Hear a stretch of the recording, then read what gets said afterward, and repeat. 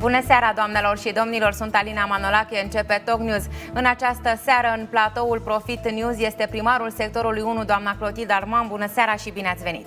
Bună seara, bine v-am găsit! Și bineînțeles alături de mine Sebastian Zahman, invitat permanent, jurnalist Prima TV și Profit News. Bună seara, Sebi! Bună seara!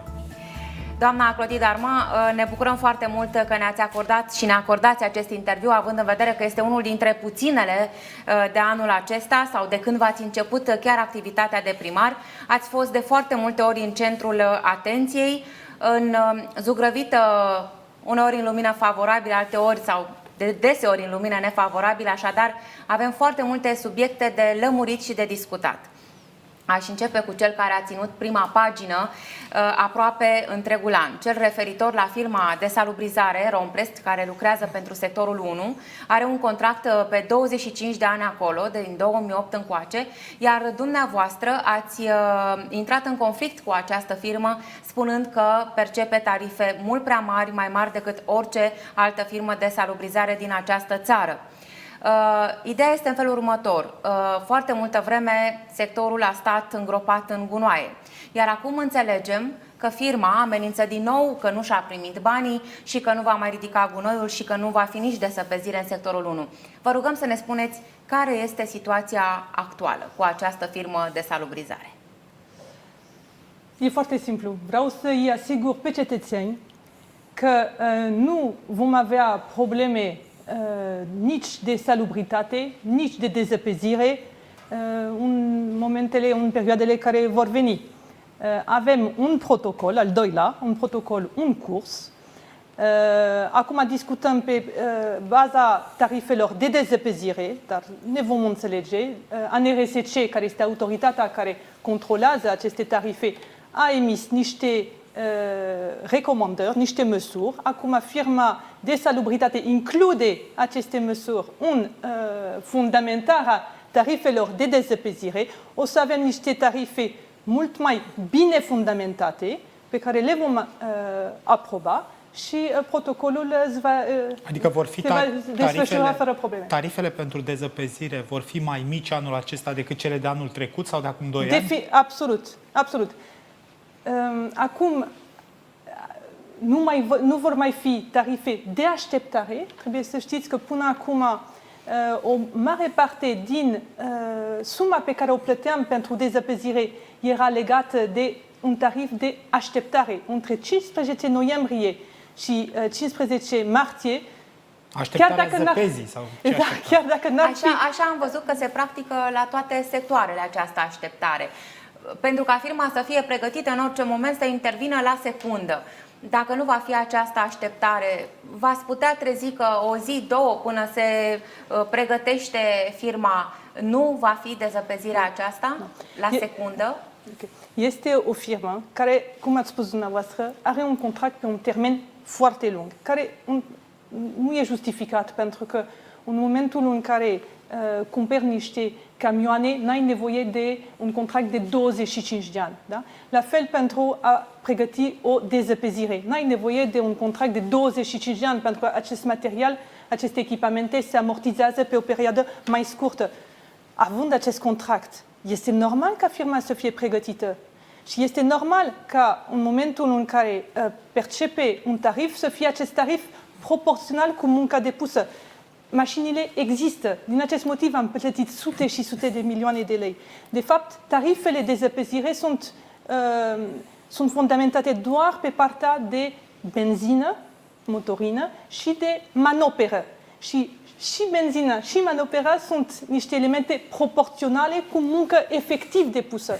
Așa că ANRSC a spus foarte clar, tarifele de așteptare nu sunt legale, pentru că firma nu are costuri în plus. Costurile sunt doar proporționale, cum am spus, cu manopera. Și cum v-ați înțeles cu această firmă, cu șefii acestor firme? Au renunțat ei așa de bună voie la acești bani, care însemnau bani în plus pentru contractul lor, totuși? Nu e vorba de o înțelegere, e vorba de a aplica legea. Da? Legea trebuie Bun, să dar fie... a mai fost acel scandal și cu firma de gunoi, cu problema gunoiului, când, la fel, acei oameni n-au acceptat din prima oferta dumneavoastră și v-ați dus prin tribunale, v-ați certat la televizor. Nu, faptul că ajungem în justiție este un lucru normal și eu asta am spus. Lăsăm în justiție ce aparține justiției și, între timp, vă respectați contractul și contractul spune foarte clar că nu au voie să întrerupe serviciul, sub nicio formă. Da? Este vorba de o firmă care, ani de zile, din 2008, primește o sumă foarte mare de bani. Da? A reprezentat în 2020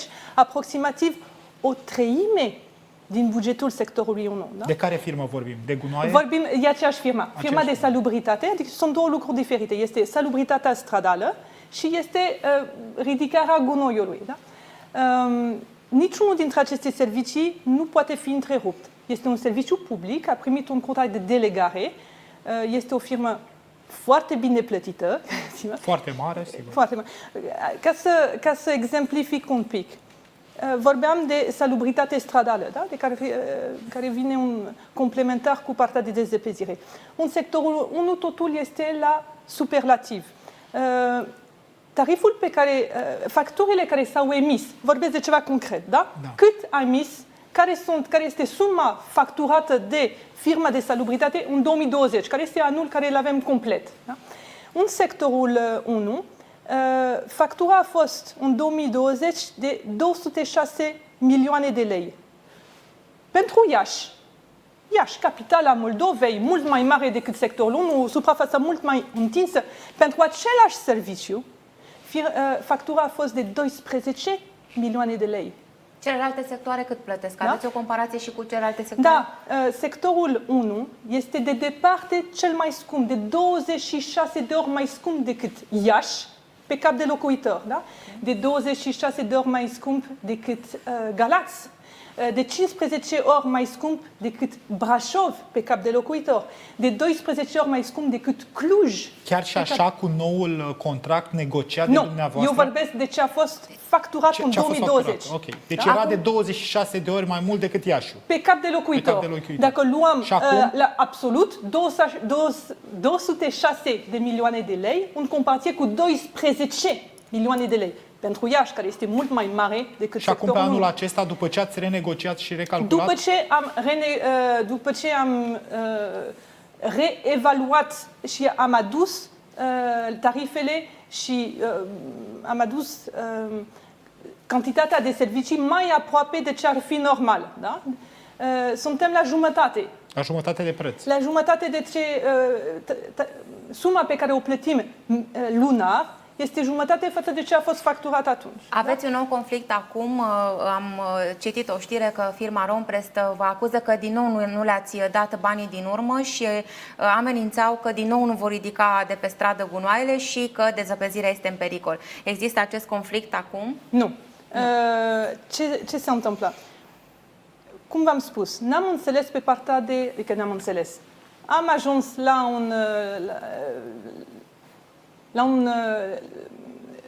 niște tarife, la un acord care este mai aproape de ceea ce este corect pentru partea de salubritate, pentru dezăpezire. Acum suntem în discuții pentru fundamentarea acestor tarife și pentru a include tot ce a cerut ANRSC.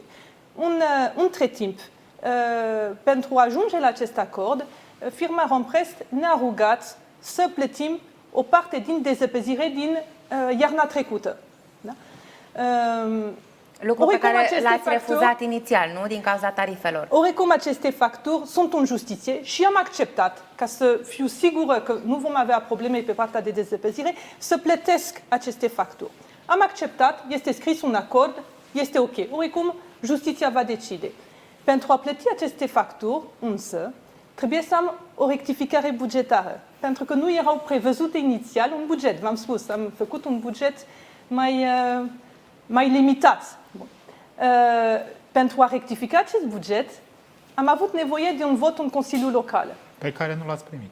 Pe care l-am primit după a 10-a cerere de rectificare. Știți? Deci l-ați primit până la urmă. Și l-am primit asta până la urmă și atunci exact ce... Deci ați făcut rectificare bugetară pentru 2021, acum aproape de finalul lui 2021, ca am să înțelegem. făcut, exact, între august și decembrie, m-am dus de 10 ori în fața Consiliului Local și în sfârșit, într-adevăr, eram prinsă între firma de salubritate care spunea hai, banii și Consiliul Local care avea și el alte exigențe. Până la urmă am Cine reușit. a votat? PNL a votat până la urmă cu dumneavoastră? Până la urmă toată lumea a votat. Și PSD. Și PSD. Dar acum ce majoritate aveți dumneavoastră în Consiliul Local Sectorul 1? Pentru că aveți o dispută îndelungată, s-a întins pe tot acest an disputa cu consilierii PNL. Uneori vă mai votează proiectele, de cele mai multe ori nu. Știți, este un lucru admirabil atunci când vrem să facem reforme, da? Și anunțăm și facem o anunță, vrem să facem reforme în administrația publică, vrem ca lucrurile să fie mai legale, mai corecte, eficiența, folosirea banului public. Este un alt lucru când vrei să implementezi aceste reforme. Deodată vezi că lucrurile sunt mult mai dificile, trebuie să iei niște decizii extrem de dure, extrem de nepopulare, mai ales nepopulare cu Consiliul Local. Asta s-a întâmplat în sectorul 1. Eu am mers până la capăt în ce am propus. Am propus niște decizii, am luat niște decizii ale mele extrem de nepopulare. Am pus în fața Consiliului Local niște decizii dificile de luat. Și dacă analizăm toate voturile Consiliului Local, dacă le analizăm dincolo de politică, dacă analizăm când vorbim de investiții, când vorbim de reforme, când vorbim de tot ce ne-am propus să facem și analizăm votul, când vorbim de calitatea serviciilor mai bune, când analizăm votul, ne dăm seama că colegii din Consiliul Local doar pentru cetățenii nu au votat în unele cazuri. Adică nu au votat. Nu au votat, exact, m-am exprimat. Votul lor nu a fost pentru cetățeni în multe cazuri. Și acum aveți o majoritate sau la fiecare proiect de hotărâre negociați și cu PNL și cu PSD? Pentru că la început, anul trecut, după alegerile locale, s-a creionat acea majoritate PNL, USR plus PNL în toate consiliile unde s-a putut în București și chiar în țară. Dar acum, în acest moment, bănuiesc că nu mai vorbim despre o majoritate PNL-USR la sectorul 1, nu? Cu tot ce v-am spus și cu toate evidențele pe care le-am indicat, toate momentele acestea unde, din păcate, votul Consiliului Local nu a fost pentru cetățeni, eu am fost primul lider politic care a făcut un apel către PNL ca să nu lăsăm București în mâinile PSD-ului atunci când PNL-ul a ales să guverneze alături de PSD. Da? A fost primul lider politic, am făcut acest apel. Și acum consider că suntem într-un proces de destructurare a USL-ului în București. Așa că ce mă pregătesc să fac, ce fac și ce vreau să fac este să reconstruim această alianță USR-PNL ca să nu predăm București către PSD. Sunt negocieri în acest moment, din informațiile noastre, în cam toate consiliile locale din capitală, între PNL și USR să păstreze aceste majorități. Sunteți încrezătoare că se va păstra majoritatea PNL-USR și nu veți avea o majoritate PNL-PSD în doar câteva săptămâni? Cum v-am mai spus, am fost primul care a spus că există tendința să fie această alianță PSD-PNL. Știți, sectorul 1 mereu este un trendsetter, adică la noi se ved prima dată tot ce se întâmplă. La noi, în sectorul 1, am fost prima care a denunțat alianța asta PSD-PNL. Dar acum, când pericolul este la nivel național, când vedem ce se întâmplă, eu aș dori ca Bucureștiul să scape de acest pericol și, cum v-am spus, am fost primul lider care am întins o mână și vreau neapărat să reușim să recreăm, de fapt să recreăm ce am promis electoratului că o să facem o alianță pentru reforme. La ora actuală, în sectorul 1 discutăm un nou protocol de colaborare între PNL și USR. Deci discutați o colaborare direct cu Sebastian Burduja, probabil liderul PNL sectorul 1. Cu PNL sectorul 1, da. Și cu domnul Burduja personal, ce relație aveți? Cu domnul Burduja am o relație de reconstruire a acestei alianțe care, într-adevăr, a suferit în primul an de mandat, când era momentul să arătăm electoratului ce reforme se pot face. Aș mai avea o întrebare. Te rog. Dar această relație sau acest nou protocol pe care îl negociați, este el intermediat și de liderii, șefii dumneavoastră politic, Vlad Voiculescu și Ciprian Ciucu? Ei sunt implicați, da, și vreau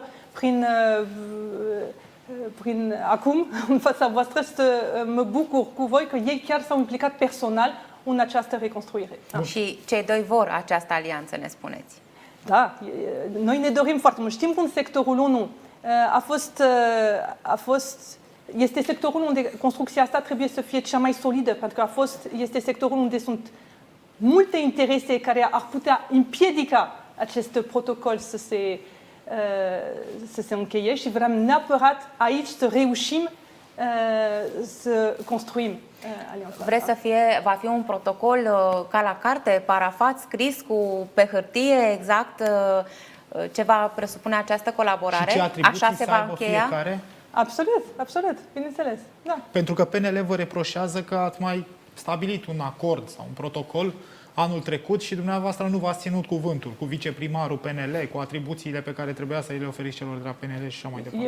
Eu am o viziune diferită, am o perspectivă total diferită. În acest protocol scria că împreună vom lucra la reforme, că împreună vom schimba felul în care banii publici erau folosiți sau cum interesul cetățeanului era respectat. Deci le reproșați celor de la PNL că nu au vrut reformele Eu îi pe care reproșesc că n-au fost propun. alături de mine când am dus niște bătălii dure pentru cetățenii. Da. Acum, cum v-am spus, trebuie neapărat să reconstruim și să, cum am spus mai devreme, să destructurăm USL-ul din sectorul 1. Păi nu prea puteți să destructurați USL-ul pentru că USL-ul a avut două componente, PSD și PNL. În moment ce dumneavoastră luați o parte din USL lângă dumneavoastră, nu prea... Da, mă rog, e o interpretare puțin cam forțată. Semnalul de la vârful partidului, de la vârful PNL, care este? Dincolo de ceea ce vrea domnul Ciucu la București, este încurajatoare atitudinea domnului Câțu, de exemplu. Asta nu știu. Eu tratez cu domnul Ciucu, cu colegii din sectorul 1. Sectorul 1, cum v-am spus, este mereu vârful de lance când e vorba de a aduce o nouă tendință. Vreau neapărat să schimbăm tendința națională și o să fac totul posibil ca această alianță să funcționeze. M-aș mai reîntoarce puțin la subiectul gunoaielor și al dezăpezirii. Anul viitor o veți lua de la capăt cu negocierea cu firma de salubritate? Și cu aceeași firmă? Și cu aceeași firmă? Sau lucrurile au intrat pe un făgaș normal și știm de acum că nu ne vom mai... De exemplu, eu stau în sectorul 1 și când mă uitam pe geam, am văzut zile întregi, chiar săptămâni întregi, maldăre de gunoaie până ați rezolvat acea problemă cu gunoi. În ultima vreme nu mai există într-adevăr această problemă și vreau să știu ce mă așteaptă anul viitor. În ianuarie veți începe iarăși o negociere, lucrurile sunt prevăzute într-un contract, va fi iarăși scandal și așa mai departe. Nu. Lucrurile sunt prevăzute. Acum, eu cred că lucrurile intră printr-un proces normal, unde fundamentăm corect tarifele, unde am înțeles că în justiție se vor rezolva anumite aspecte, facturile din trecut, unde Consiliul Local a înțeles unde sunt limitele acceptabile, unde și firma de salubritate înțelege care sunt exigențele noastre. Știți, nu e ușor să facem ca cetățenii și primăria, care este aici pentru cetățeni, să fie respectată de o firmă care deținea o treime din buget. Firma aceasta se comportă din bugetul primăriei. Firma aceasta s-a comportat ca și cum primăria este a ei, știți? Trebuie să repunem în centru cetățeanul, serviciile pe care firma le prestează către comunitate, nu invers. Dar acel contract va rămâne în continuare întins pe 25 de ani? Atunci sunt mai multe aspecte. În primul rând, am primit un mandat din partea Consiliului Local, un mandat pe care am luptat ca să-l obțin și l-am obținut pentru a cere rezilierea contractului. În același timp, știți că au fost mai multe instanțe ale statului care s-au uitat la acest contract. Da? Nu sunt singura care spune că e o problemă. V-am dat cifrele, matematic se vede că este o provocare ce se întâmplă. Dar sunt și alte instanțe ale statului care au venit și au analizat. Vorbim de Curtea de Conturi, care deja a dat mai multe decizii care spun că trebuie să recuperăm niște prejudicii. Este vorba de ANRSC, autoritatea care gestionează acest tip de contracte. Este vorba de și Ministerul de Finanțe, care spune că prejudiciul este de 283 de milioane de lei, 243, pardon, dar firma vă acuză că ați dat informații false. Că pe baza unor informații false a rezultat acest prejudiciu de 243 de milioane de lei pe care îl reclamă Ministerul Finanțelor. În momentul în care inspecția financiară din Ministerul Finanțelor vine în primăria sectorului 1, informațiile le ia singură, știți? Ia numai niște firme, niște informații oficiale și nu cred că deci e vreo șansă să fie abrogat acest contract? Dar revin imediat. Am propus o hotărâre de Consiliu Local, din nou, pentru a fi mandatată să recupereze acest prejudiciu. Acest contract de care vorbim, nu sunt eu, nu este primăria parte în contract, este Consiliul Local, ceea ce îngrunează lucrurile, pentru că de fiecare dată trebuie să primesc un mandat din partea Consiliului Local. Da? Și uneori aveți majoritate, alteori nu aveți. Absolut. Acum, pentru a recupera prejudiciul, ca să răspund întrebării dumneavoastră, data trecută, când am venit în fața Consiliului Local cu această hotărâre de Consiliu, nu mi-au dat mandatul, dar nu au de ales. Acest tip de măsuri sunt niște măsuri obligatorii, adică Consiliul Local, în mod obligatoriu, trebuie să-mi dea mandat, dacă nu, ei vor trebui să plătească acest prejudiciu și am dubii că își doresc asta. Am strâns foarte multe subiecte pentru că, așa cum spuneam la început, aveți apariții foarte rare în presă, motiv pentru care o să mergem un pic mai repede. V-aș întreba și foarte scurt despre scandalul cartelelor de acces. Am văzut știri în care sunteți acuzată că ați dat cartele de acces numai consilierilor USR și că cei de la PNL și PSD nici măcar la toaletă nu puteau intra. Vă rugăm să ne lămuriți, nu în legătură cu utilitatea unei cartele de acces, pentru că acest lucru este folosit de către toată lumea acum, dar dacă au avut toți acces la ele, la aceste cartele. Bineînțeles, este un pic ridicol să cred că n-aș fi dorit ca consilierii locali să vină în sală de consiliu sau să nu aibă acces la toalete. Trebuia doar să se ducă la Departamentul de Resurse Umane, ca absolut toată lumea. Și acolo cartelele așteptau ca... Deci a fost o reavoință? Nu a fost, nici nu știam că Nu a dumneavoastră. A fost o reavoință felul în care a fost prezentată de către consilieri informația că le-ați restricționat accesul? N-am restricționat în niciun caz. De fapt, atenție, să lămurim lucrurile. Eu am restricționat accesul în anumite birouri din primărie. Da, am restricționat accesul la urbanism, am restricționat accesul la achiziții. De ce? Se dădeau șpăgi acolo sau erau conflicte de interese? Eu prefer să evit orice posibilitate de genul acesta. Eu aș dori ca fiecare să aibă acces unde are nevoie și dreptul să se ducă. Trebuie să evităm orice conflict de interes, cum ați spus dumneavoastră. Aveți suspiciuni sau ați văzut cu ochii dumneavoastră, nu știu, investitori imobiliari care să vină acolo să negocieze cu oameni din primărie? Eu evit să mă duc la urbanism pentru că fiecare are meseria lui, fiecare are responsabilitatea lui. Eu nu sunt funcționar public, sunt primar, organizez, mă asigur că toate răspunsurile se dau la timp de persoanele abilitate, dar eu nu sunt abilitată să mă duc la urbanism și să dau o soluție. Da? Deci, asta am vrut să mă asigur prin aceste cartele de acces. Într-adevăr, s-au creat niște... s-au obișnuit anumite persoane să fie în alte birouri decât birourile unde au normal treabă și am vrut să evit orice problemă. E E o soluție foarte modernă și foarte elegantă, o carte de acces. Putem să vedem cine a intrat, cine a ieșit, din ce motiv și putem să ne asigurăm că nu există nicio interacțiune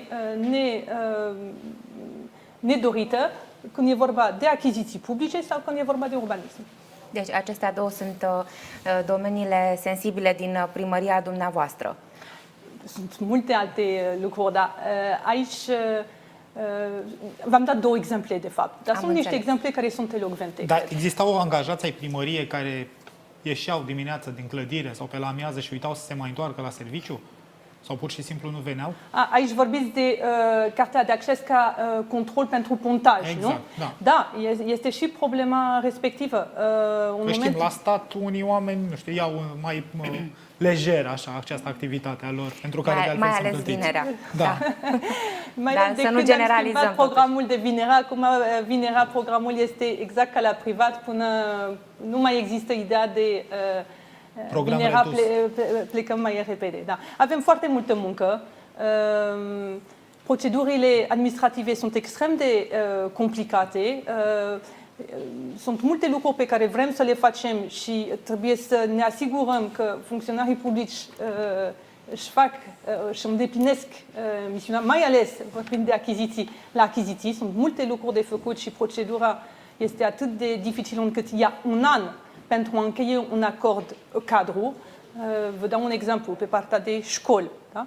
În momentul în care am preluat administrația școlilor, care era o administrație cu multe probleme, da? Toate conducerea de acolo are acum dosare penale, a fost e o administrație extrem de, e un caz de școală pentru corupția în administrația publică. În momentul în care a preluat administrația nu există acord cadru pentru reparații școli. Și avem multe școli în sectorul 1. De fapt, suntem sectorul cu cei mai mulți elevi. Da?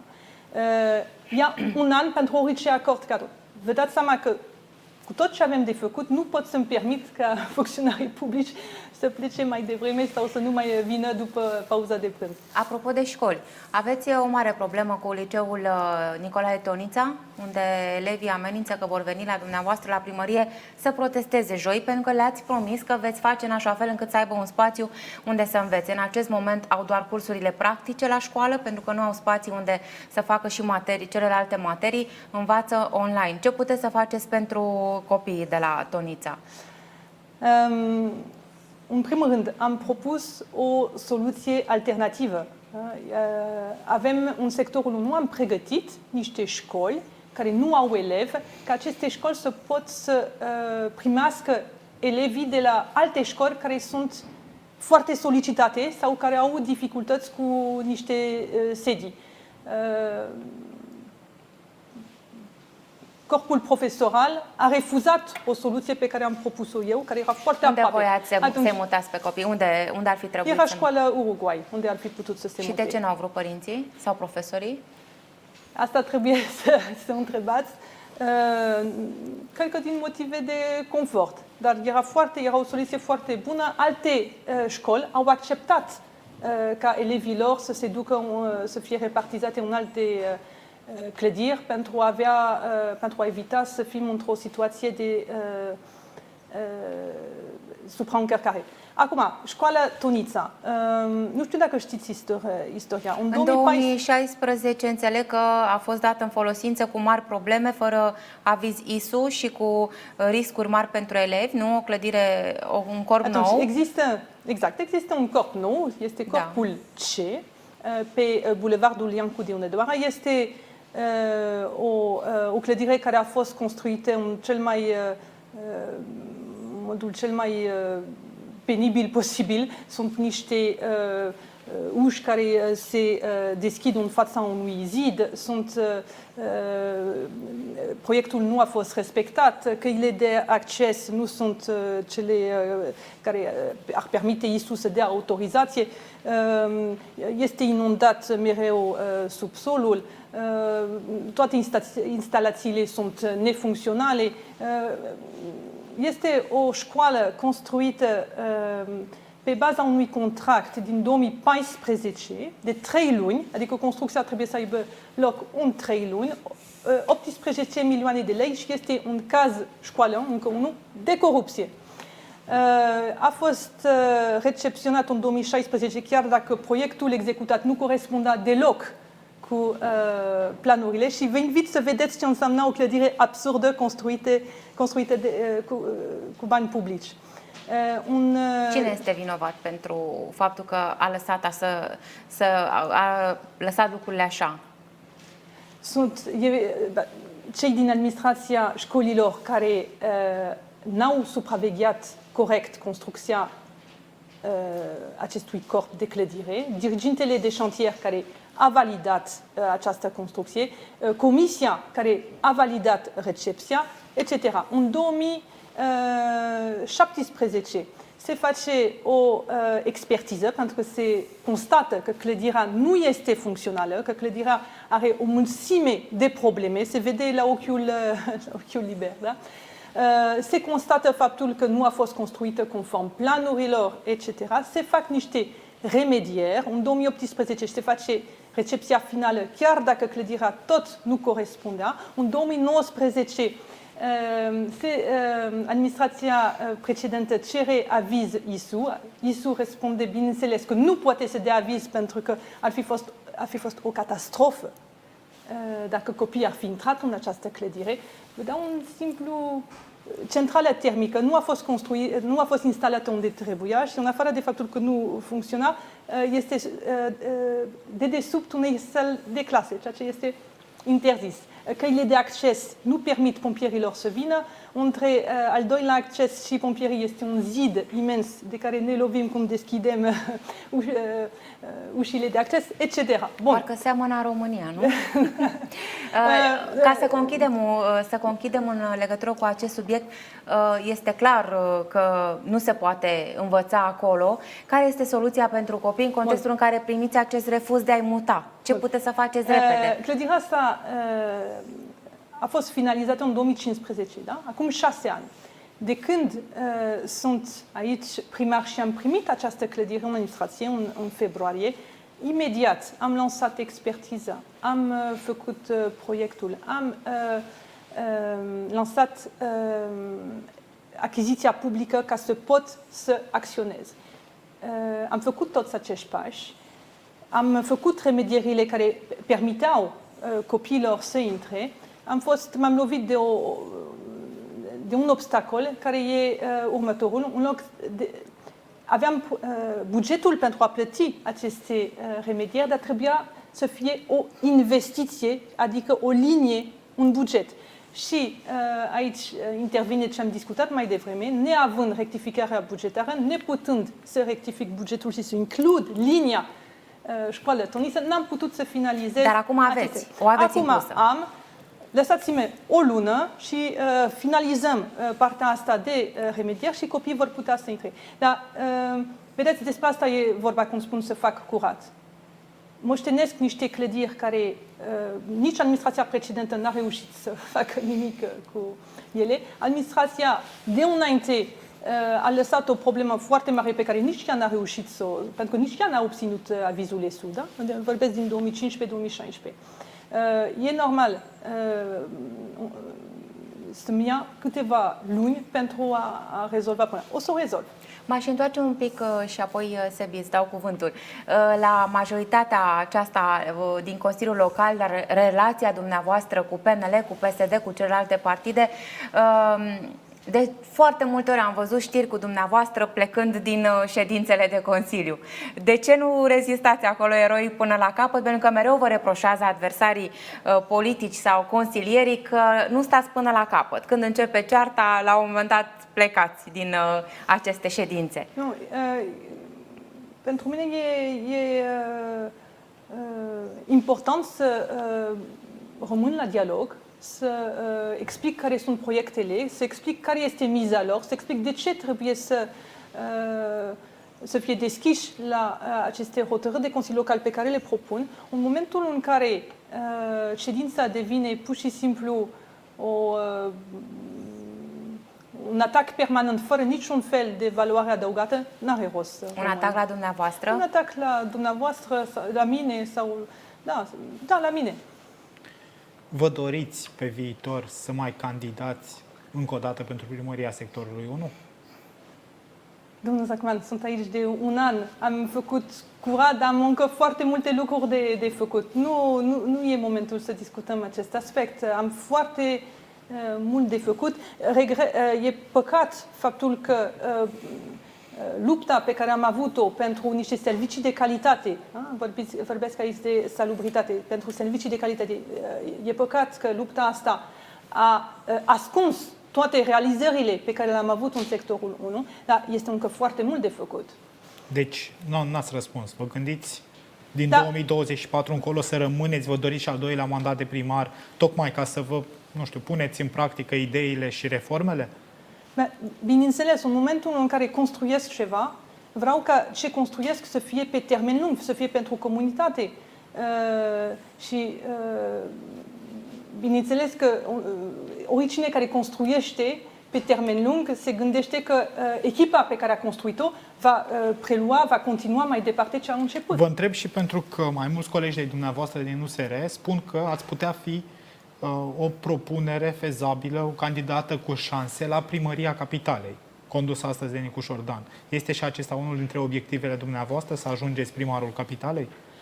Nu. Deocamdată, obiectivul meu este să aduc sectorul 1 la un nivel la care până acum n-a ajuns niciodată și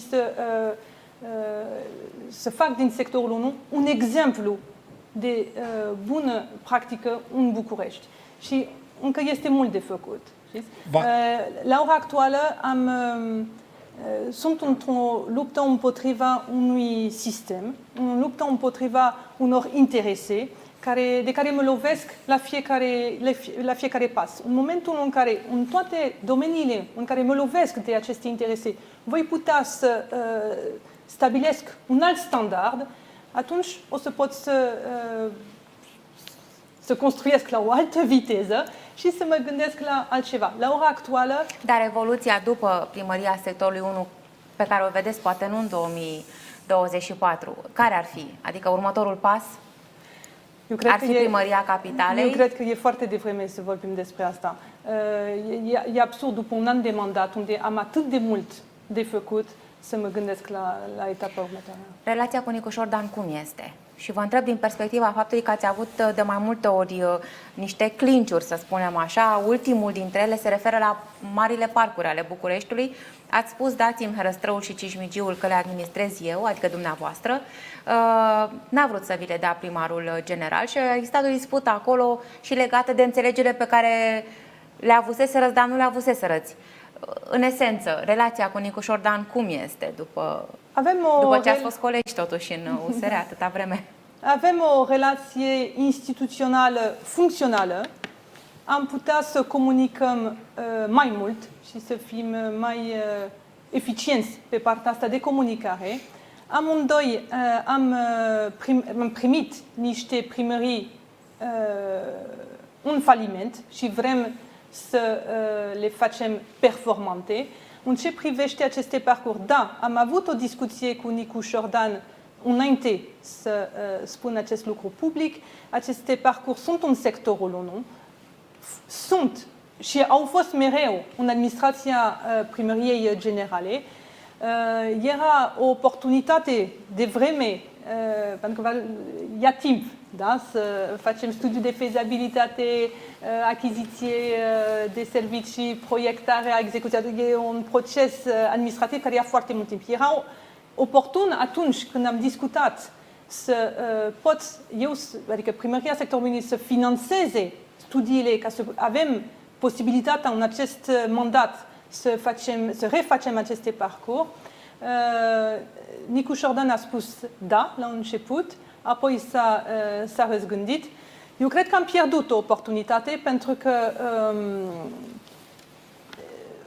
ciclul investițional, ca să spun așa, ciclul complet ca să ajungem să avem niște parcuri remodelate, reabilitate, este de aproximativ 4 ani. Deci nu mai aveți timp.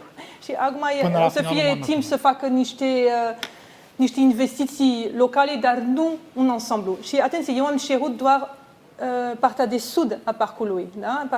O cincime din parc, ca să spun, ok, mai întâi mă ocup de partea asta, ai tot restul, adică obiectivul meu nu era să-i fac... Din Herăstrău.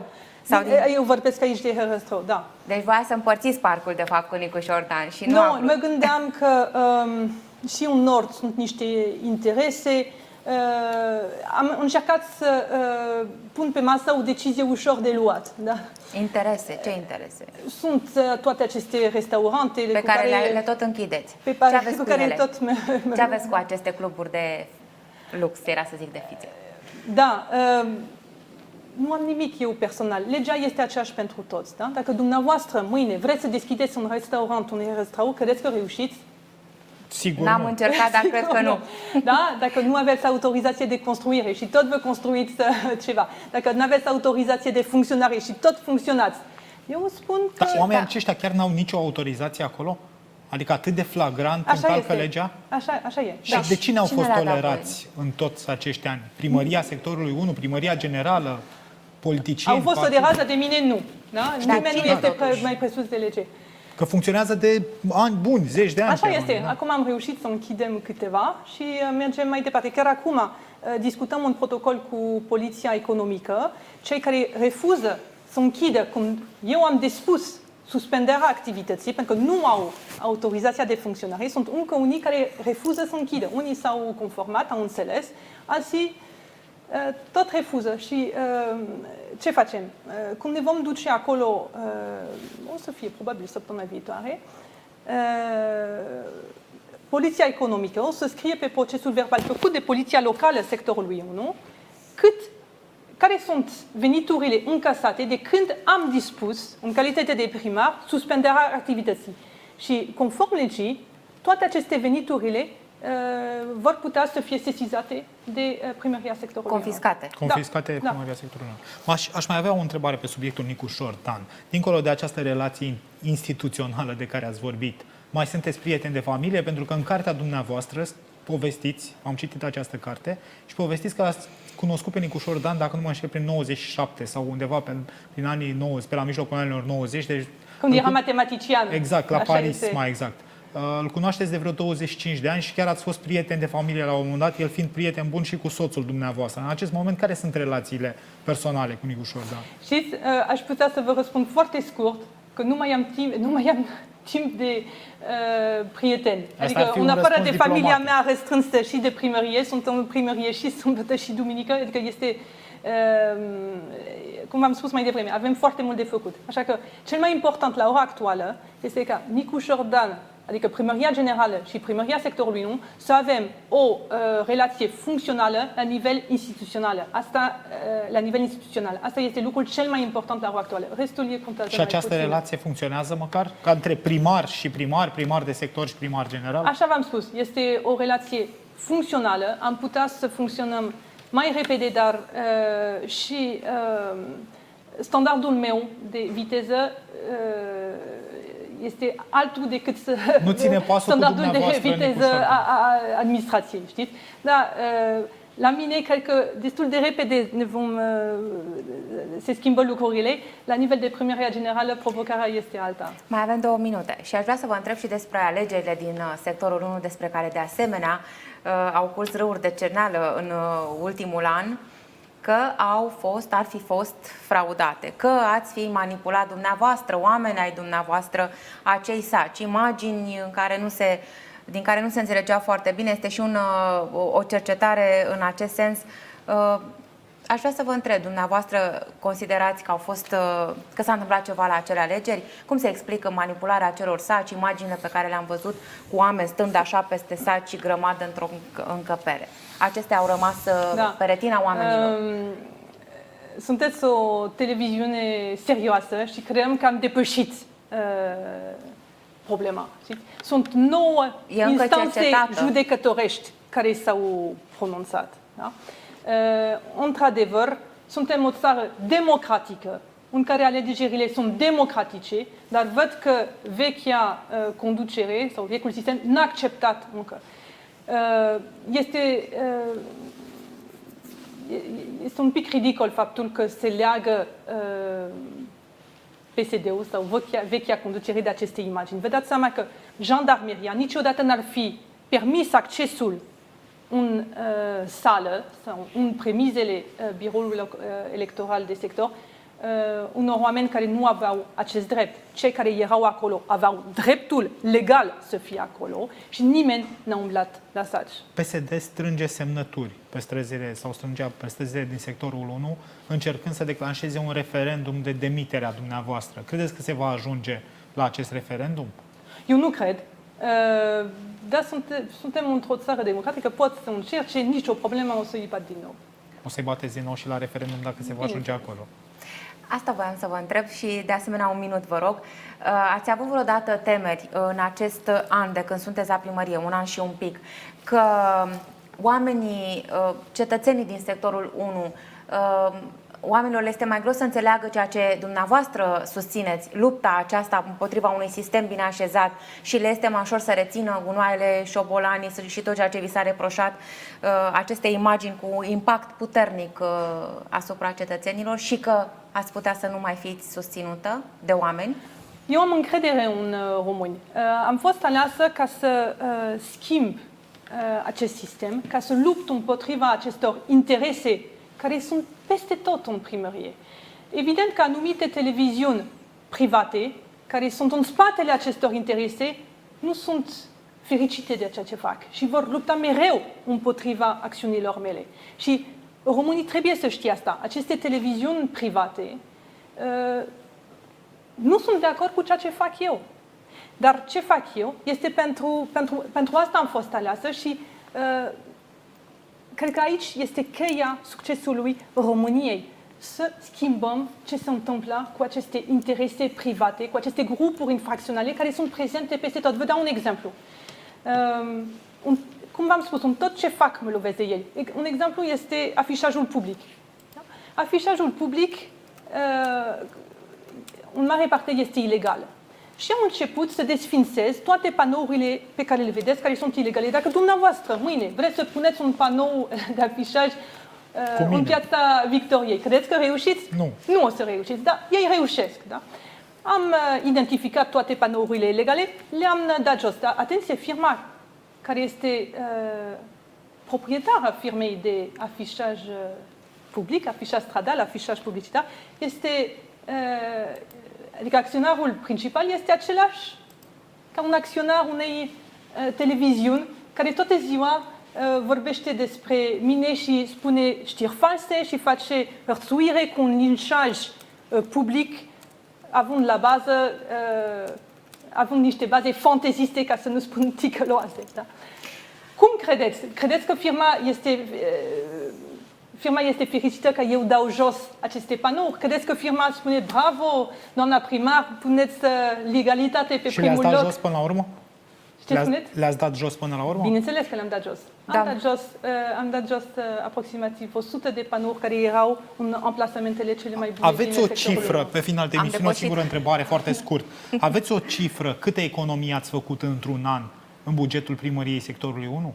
Știți, lucrurile sunt foarte vizibile. O să vă dau cifrele și o să vedeți cât am cheltuit pentru ce servicii și cât s-a cheltuit înaintea mea. Eu spun că aproximativ jumătate am reușit să limitez cheltuielile pentru aceleași servicii. Jumătate din bugetul primăriei pentru aceleași servicii. Vă mulțumesc foarte mult, vă mulțumim de altfel amândoi, doamna primar, pentru acest interviu. Vă mai așteptăm, sperăm că veți fi mai prezentă și în ceea ce privește mass media. Doamnelor și domnilor, rămâneți cu noi în foarte scurtă vreme. Vom avea un interviu tot aici în platoul Profit News cu ministrul energiei Virgil Popescu. Doamna primar, vă mulțumim, o seară frumoasă să aveți. Revenim imediat.